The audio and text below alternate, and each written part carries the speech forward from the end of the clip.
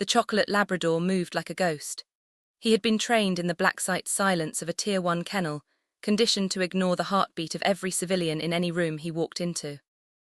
But on this cool November evening, inside the polished hardwood ballroom of the Capitol Memorial Hospital's annual Gratitude Gala, that dog left his handler's side without command, padded across the parquet floor in a slow, deliberate stride, and lowered himself into sentinel posture, not at attack alert, but at calm and ancient stillness, beside the wheelchair of a woman nobody in the room was talking to. If you believe the quietest person in the room is usually the one worth listening to, please like this video and subscribe to help us honor the silent lifelines among us. But before Reaper made that walk, an hour earlier, the ballroom had looked very different.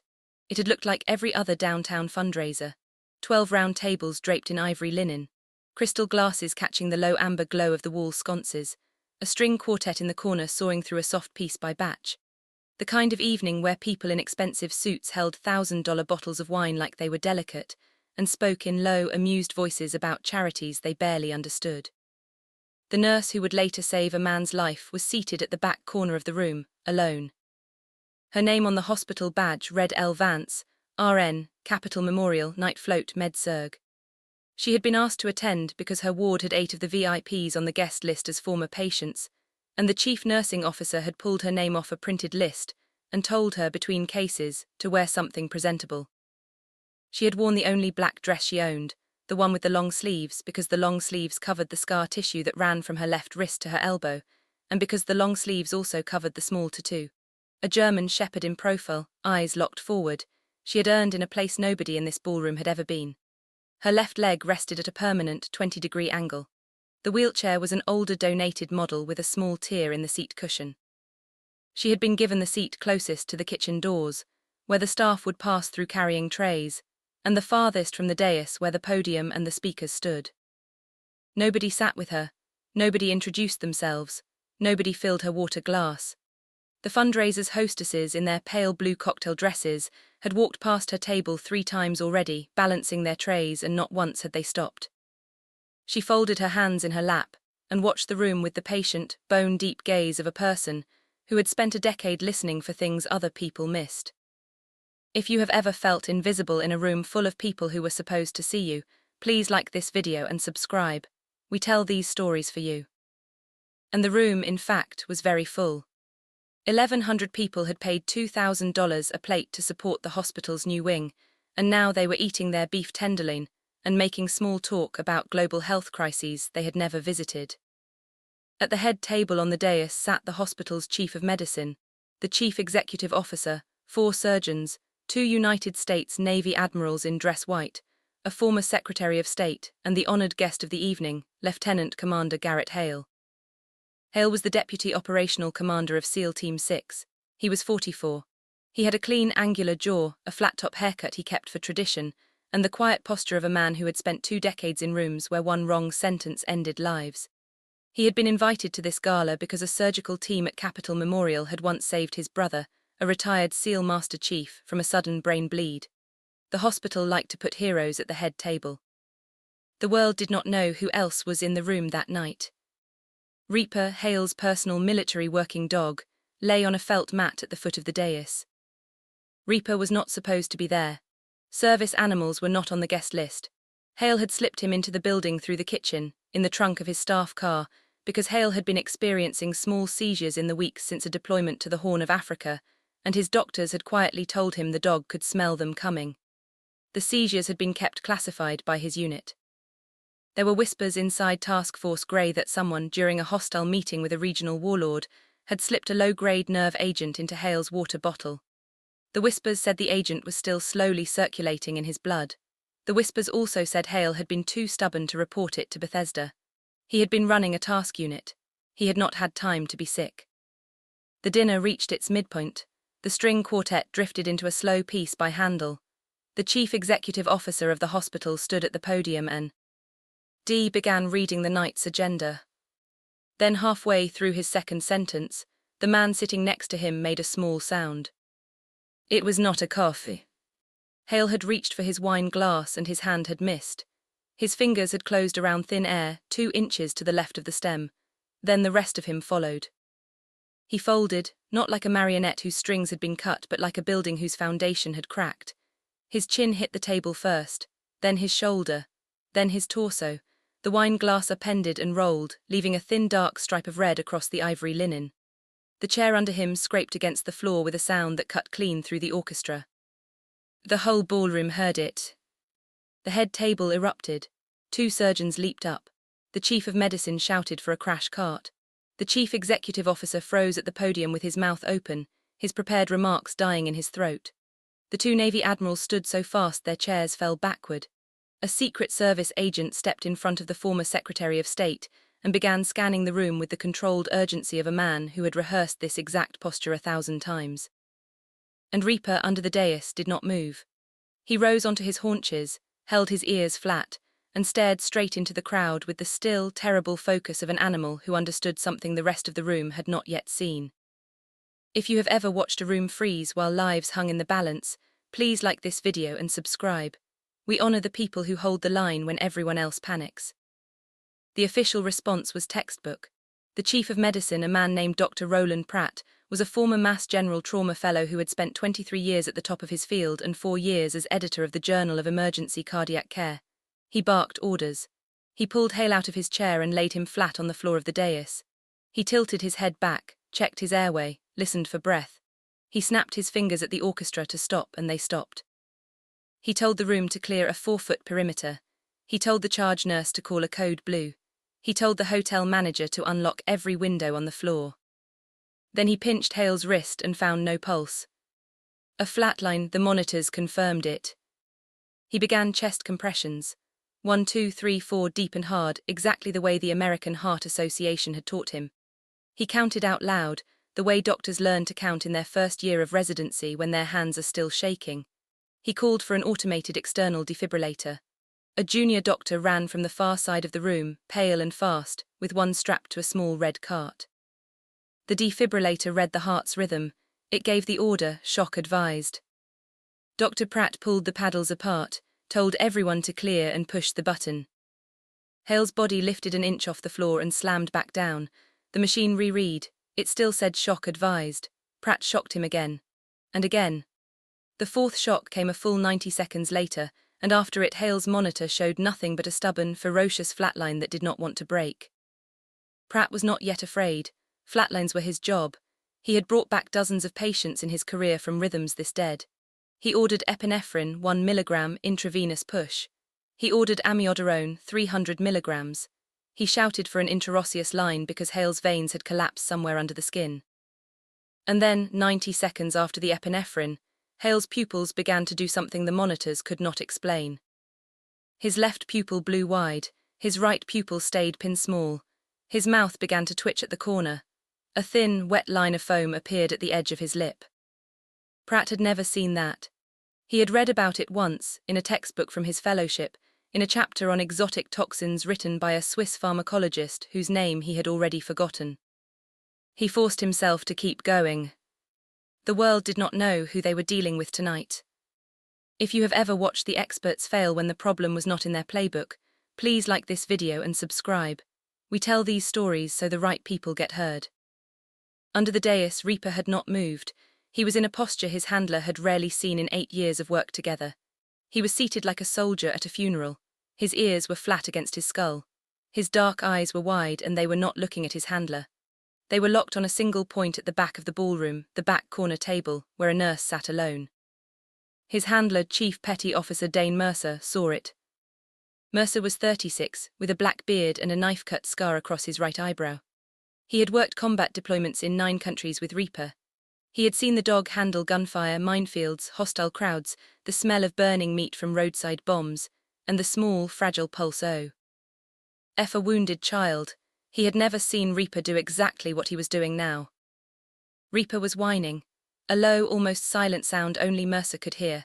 He was leaning forward on his forepaws, every muscle taut, his nose lifted, drawing in long, slow breaths of the ballroom air. He was reading the room the way he had been trained to read wounded patrol routes, except his eyes were not on the wounded man. His eyes were on the back corner table. Mercer leaned down and put his hand on the dog's back. Reaper did not look at him. He did not break his stare. Dane, one of the SEALs at the head table, had walked up. Petty Officer Lucas Fry, Hale's body man. What's he doing? He's tracking something. Mercer's voice was rough. He's been tracking it since we walked in the door. Since we walked in, he's been on the mat under the dais all night. Yes, Mercer watched the dog's chest rise and fall. He's tracking something he remembered from somewhere. He's trying to remember where. Fry looked at the dog, then at Hale on the floor, then back at the dog. He shook his head. Pull him out of here, Dane. He's distracting us. Mercer nodded. He clipped a leash to Reaper's collar. He tugged, soft and steady, the working tug. Reaper did not move. Mercer tugged harder, the exact pressure that meant this is a working leash, this is not optional. Reaper still did not move. The dog looked at Mercer for the first time, then looked back to the back of the room. Then, very slowly, he laid his head flat on the floor and began to push his body forward, holding the leash taut. If you have ever watched an animal know something no human in the room could see, please like this video and subscribe. We tell these stories because the world deserves to remember them. The ballroom was a white noise mess now. Secret Service agents had pulled the former Secretary of State into a corner and were whispering into his ear. 2 admirals had stepped away to make encrypted calls from a side hallway, because a SEAL Team 6 deputy commander collapsing at a public gala was now a national security event. The chief executive officer had fainted in his wife's arms. A pair of nurses from the ballroom floor had arrived at the dais with a clinic-grade crash cart, and Dr. Pratt was barking orders over the compressed hiss of the oxygen tanks. Hale was not getting better. Each shock from the defibrillator pulled him back into a heartbeat for 6, 8, 12 seconds, and then the rhythm would collapse again, faster than before. His pupils were not equal anymore. The foam at the corner of his mouth had thinned and become a different color. His skin, which had been pale, had now taken on a faint, grey-blue cast on the edges of his lips. The chief nursing officer had finally noticed the nurse in the wheelchair. She had walked past her at least 6 times during the cocktail hour. She stopped now and pointed without speaking. You, over there, help. The nurse nodded. She pushed the donated wheelchair forward, the small tear in the seat cushion pressing into her, the small wheels clicking softly against the parquet floor. She arrived at the perimeter around Hale. She did not push through. She did not raise her voice. She sat at the edge of the perimeter and watched.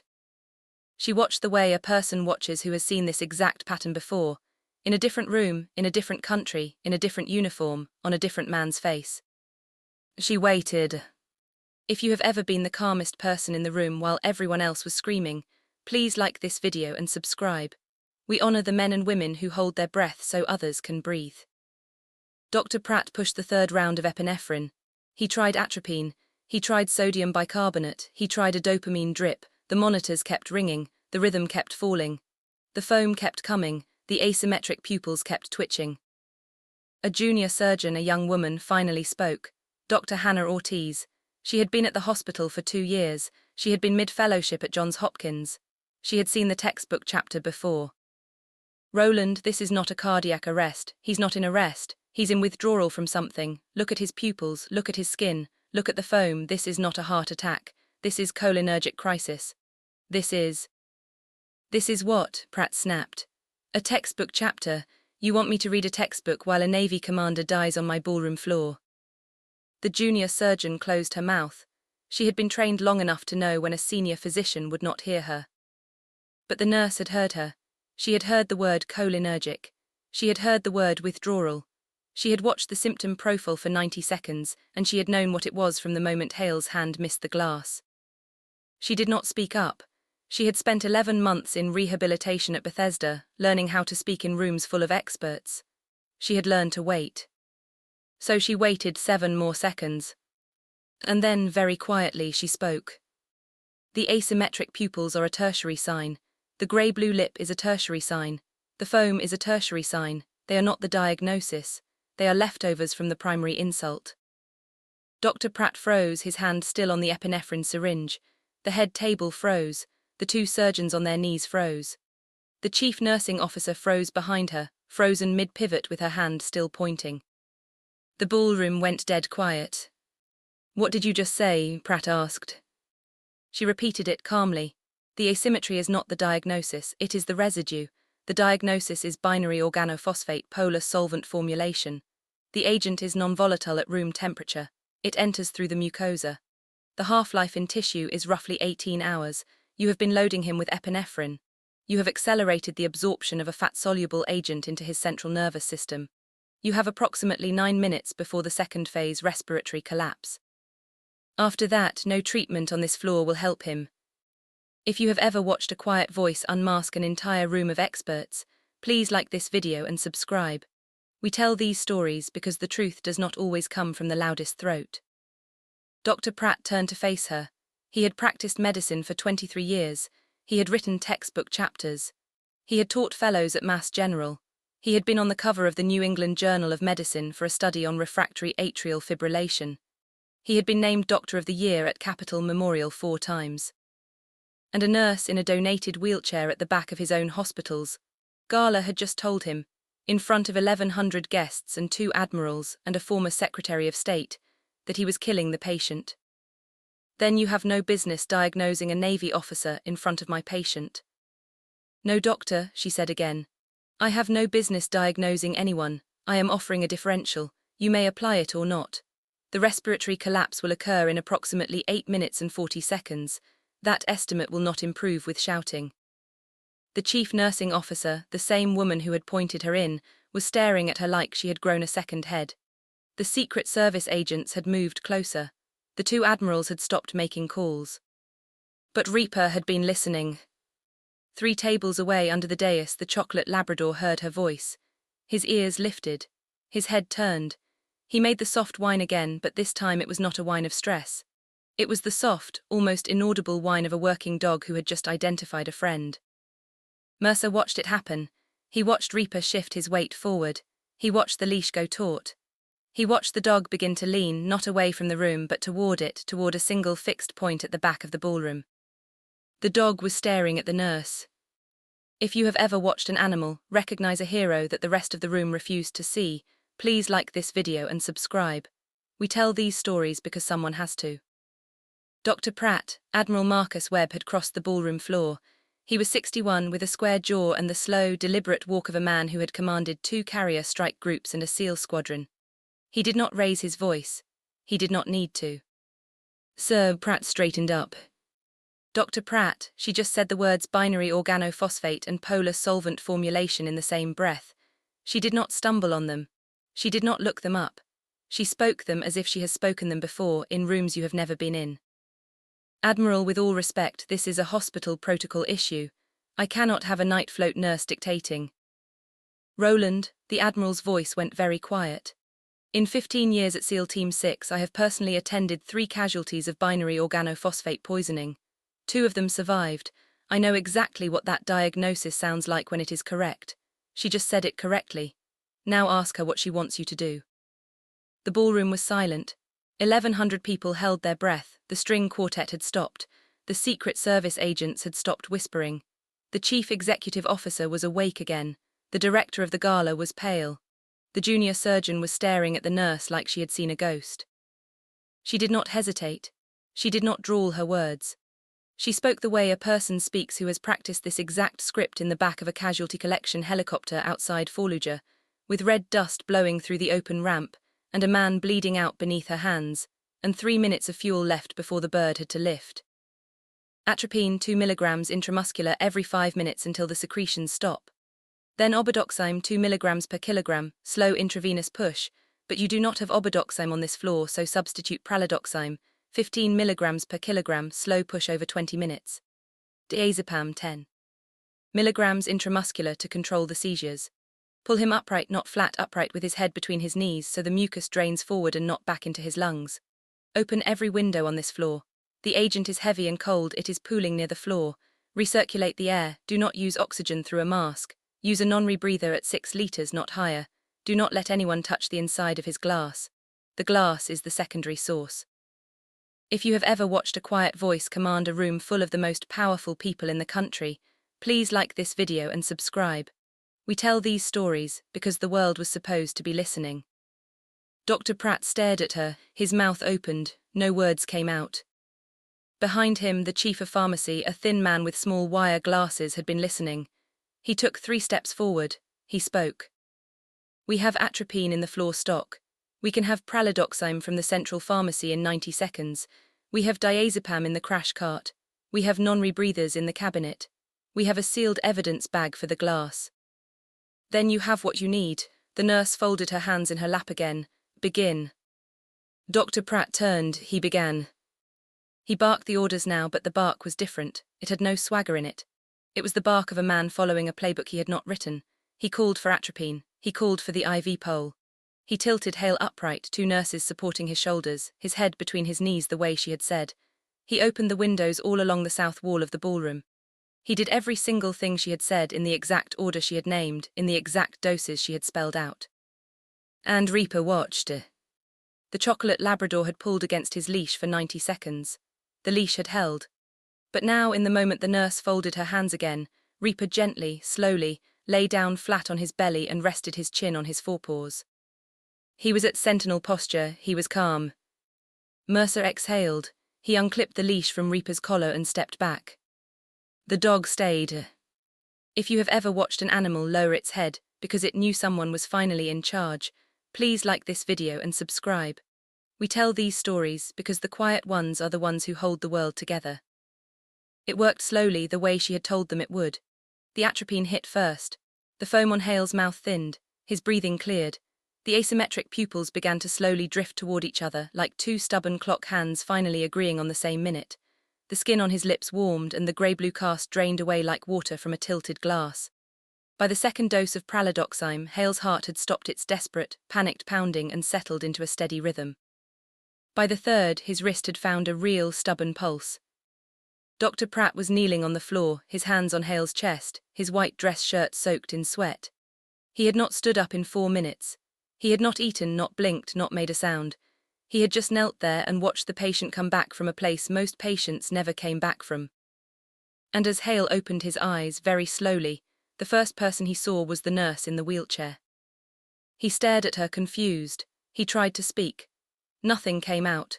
He tried again, the way a person tries whose throat is still lined with the residue of a thing he had been carrying in his blood for months. "You're the one," he managed. "You're the one Dane was looking for. I could feel him when I was on the floor. He knew you were here before I went down. He pulled toward you the moment we walked in." She nodded once, she did not explain. The ballroom was no longer silent. It was murmuring.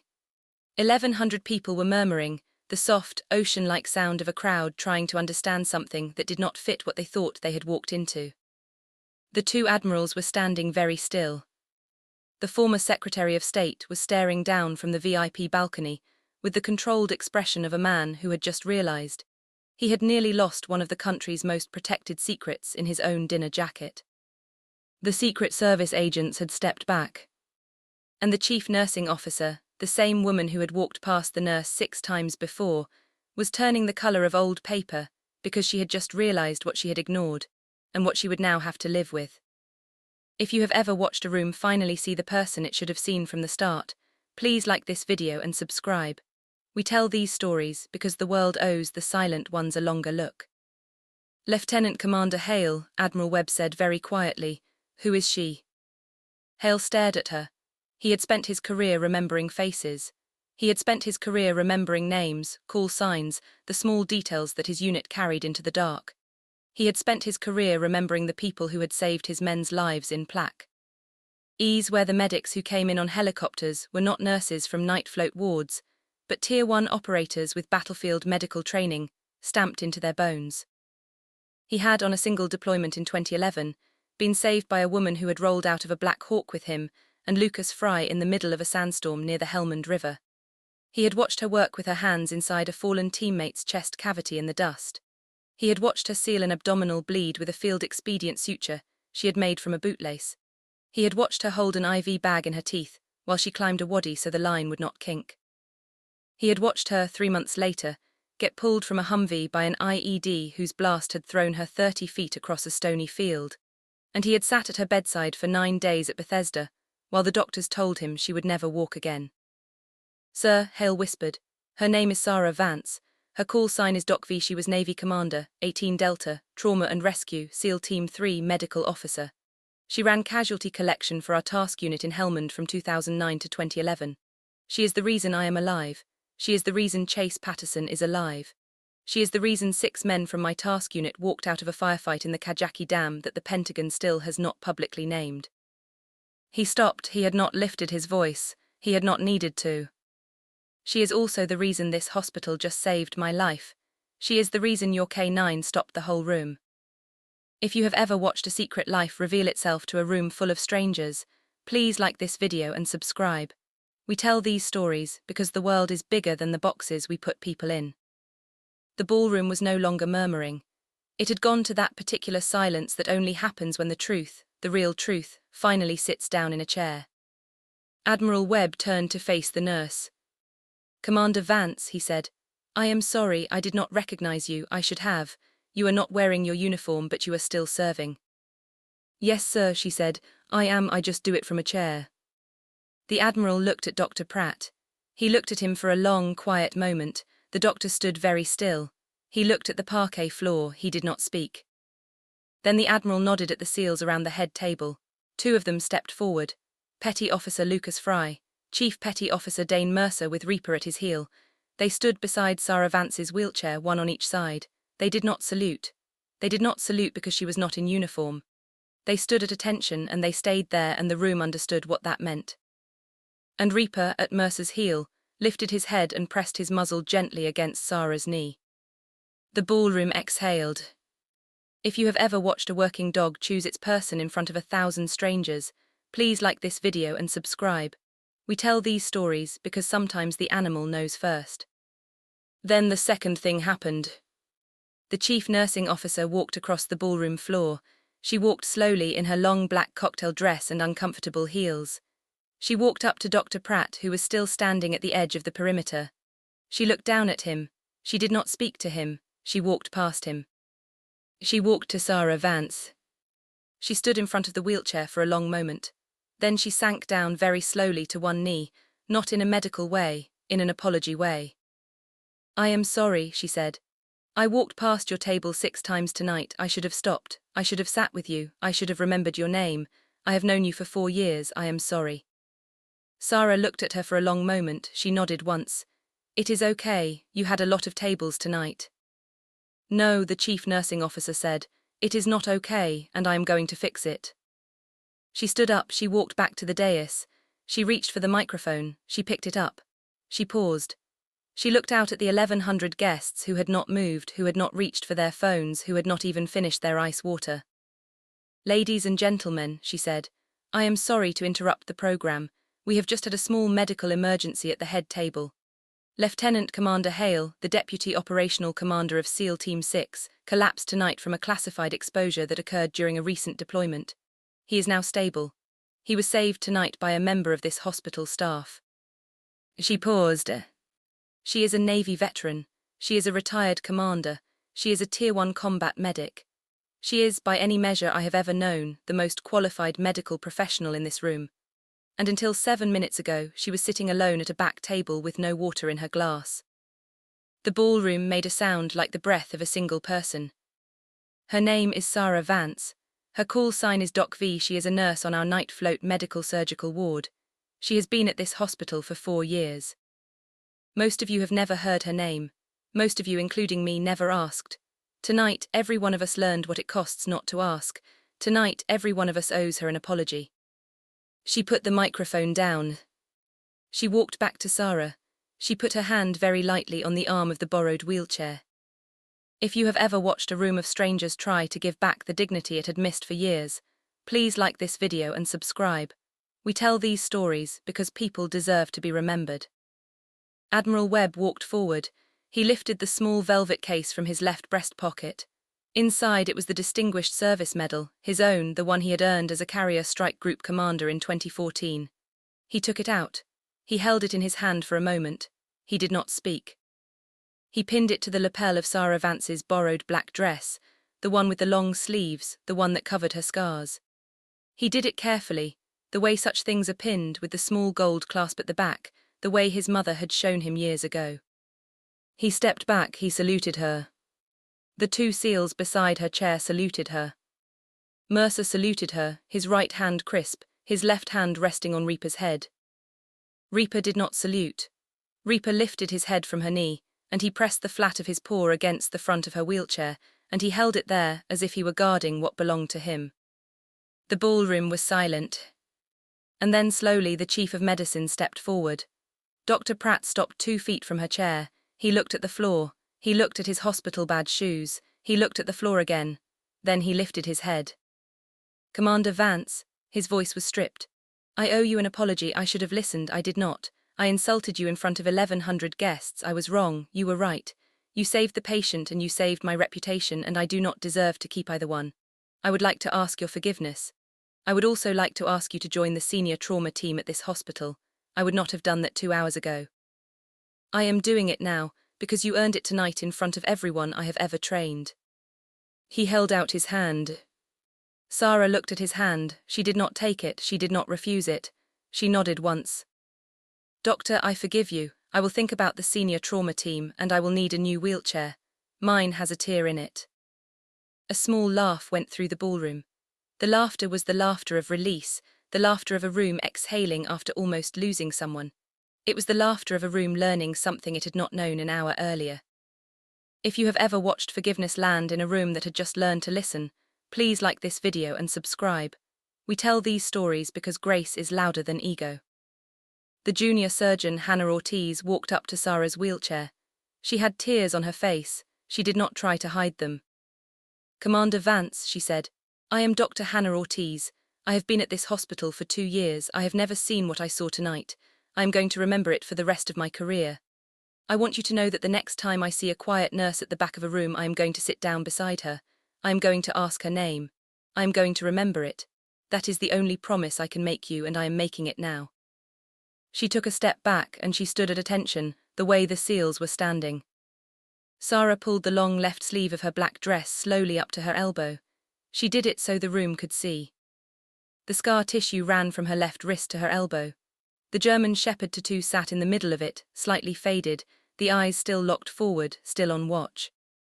The ballroom saw it, the ballroom understood.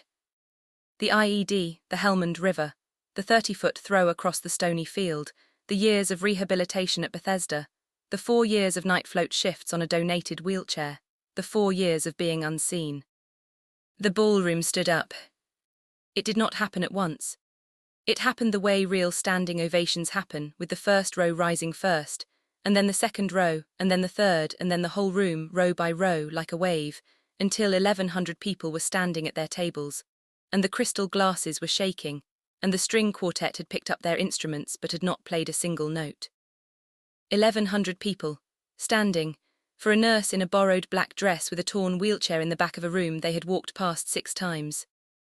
If you have ever watched 1,000 people stand up because they finally saw what they had been missing, please like this video and subscribe. We tell these stories because the standing ovation should have come 10 years ago.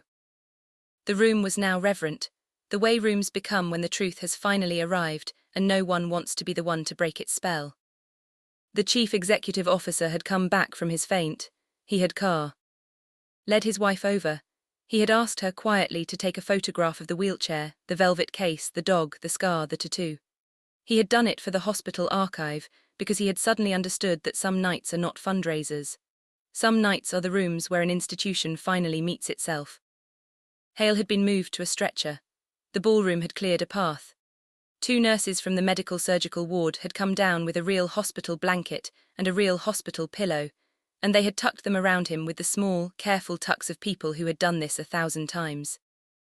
The chief of pharmacy was on the phone to the FDA, because pralidoxime was a controlled substance with a rationed supply, and he was going to requisition an emergency case of it under Hale's name and Sarah's call sign. The Secret Service agents had begun an investigation on the ballroom floor, looking for the source of the polar solvent, and the former Secretary of State was being escorted out by a side door with 2 agents flanking him. But Sarah Vance had not moved. She had stayed at the same table in the same chair, with the same water glass that nobody had filled.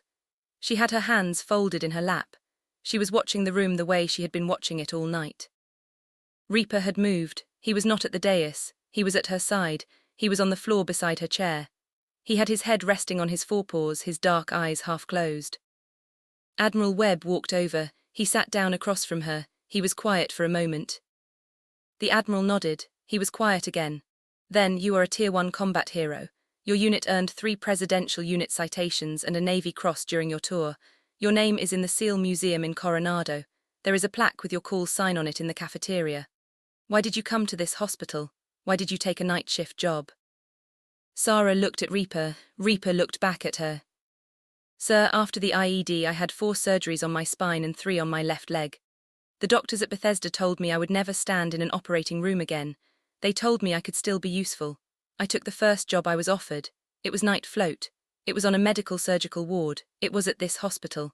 I took it because I wanted to be near the work, because the work is the only thing that has ever made me feel like myself. I take the wheelchair. I take the long sleeves, I take the night shifts. I take the small rooms, because the small rooms are where I have always belonged. She paused. And because the small rooms are where the people who need me the most end up. The Admiral sat very still. Commander, I am not going to ask you to come back. You are retired and you have earned every night of rest you will ever get. But I want to tell you that the Pentagon is going to call you. We are going to ask you to consult on the medication we now know 6 SEALs in 3 task units have been exposed to. We are going to ask you to help us build a protocol for the medics on the teams. We are going to ask you to let us write down what you know. And we are going to apologize, in writing, in conference rooms you will never have to attend, for how slow we have been to call. Sarah nodded. Yes, sir, I will answer when they call. If you have ever watched a room finally understand that the quiet person was the hero all along, please like this video and subscribe. We tell these stories because history is usually louder for the people who made it. The ballroom had gone home, the crystal glasses had been cleared, the string quartet had packed their instruments and gone back to the loading dock. The parquet floor had been mopped in long, slow arcs. The chair at the head table had been straightened. Sarah Vance was still at the table at the back of the room. Reaper was still at her side, his head on her foot, his dark eyes closed. She turned her wheelchair toward the door. She did not say goodbye. She did not need to. And as she passed the dais, 4 surgeons and 2 nurses from the medical surgical ward fell into a single-file line behind her wheelchair. They did not speak. They did not push the chair. They just walked. They walked the way a unit walks behind a commanding officer at parade rest, eyes forward, chin level, the way you walk when the officer has earned the walk. And the chief of medicine, Dr. Roland Pratt, who 23 minutes earlier had tried to dismiss her in front of 1,100 guests, stood at the bottom step of the dais with his hat in his hands, and he watched her go. He did not follow. He just watched. He made himself watch, the way he should have watched 4 minutes ago, and the way he would watch her for the rest of his career, every time a quiet nurse sat down in the back of a room. If you have ever watched a hospital finally learn the name of the person it had been ignoring, please like this video and subscribe. We tell these stories because the quiet ones have eyes been the loudest hearts. Outside the ballroom, the cold November night was waiting. The hospital lobby was empty except for the night security guard, who had been dozing at his desk when the sirens started. He had heard the shouts, had heard the string quartet stop, had heard the word atropine spoken over the medical-grade radio. He had not known who had said it. Sarah wheeled through the lobby. Reaper padded at her side. The security guard looked up. He saw the wheelchair. He saw the service dog. He saw the small velvet case pinned to her lapel. He did not know what was inside it. He did not need to. Yes, she said. The patients on the ward do not get to sleep in just because something happened in the ballroom. They still need their medications. They still need their vitals. They still need someone to hold their hand when they are afraid in the dark. That is exactly what I do at 3 in the morning. That is what I have always done. The guard nodded slowly. He reached under the desk. He pulled out a small paper cup. He filled it from a real water cooler. He set it on the edge of the desk beside her. Ma'am, please take this, with the compliments of the lobby. She looked at the cup, she looked at the guard, she took the cup. Ma'am, he said, I am sorry I do not know your name. Sarah Vance, she said. Sarah Vance, he repeated. He wrote it carefully in thick blue pen on the back of his own hand so he would not forget it. He looked up. I will not forget it again. She nodded. She pushed the donated wheelchair forward. The torn cushion pressed into her. The small, soft wheel clicked against the polished floor of the lobby. The water in the paper cup trembled, but it did not spill. Reaper walked at her side. She did not look back. The lobby doors closed behind her with a soft, old-fashioned click. And inside the lobby, the security guard picked up the radio from his desk. He pressed the talk button. He spoke into the small plastic microphone in a voice he had spent 22 years trying not to use. "This is lobby control to all medical surgical night float staff. The nurse coming on shift is Sarah Vance. She is a Navy veteran. She is a Tier 1 combat medic. She is the reason a SEAL Team 6 deputy commander is alive tonight. Treat her accordingly when she walks through your ward. Lobby control out." The radio clicked off. The lobby went quiet. The night kept moving outside. And the only question that mattered, was not who the nurse was anymore. The world already knew. The question was how many other quiet voices were sitting at the back of rooms at this very moment. In hospitals, in schools, in fire stations, in churches, in courtroom hallways, in the small corners of 1,000 ordinary days, waiting to be asked their names. The answer, of course, was the answer it had always been. The answer was more than the world had the courage to count. If you believe that the quietest voices are often the loudest hearts, please like this video and subscribe. We tell these stories so the world finally learns to ask the names it has been ignoring. We tell these stories for every silent nurse, every quiet janitor, every unseen veteran, every unnamed hand that has ever held a stranger in the dark. We tell these stories so the back of the room is never the last place a hero is allowed to stand. We tell these stories because Reaper chose his person first, and the rest of the room was 23 minutes too slow. We tell them so that next time, the room is faster. We tell them so that next time, the water glass is already full.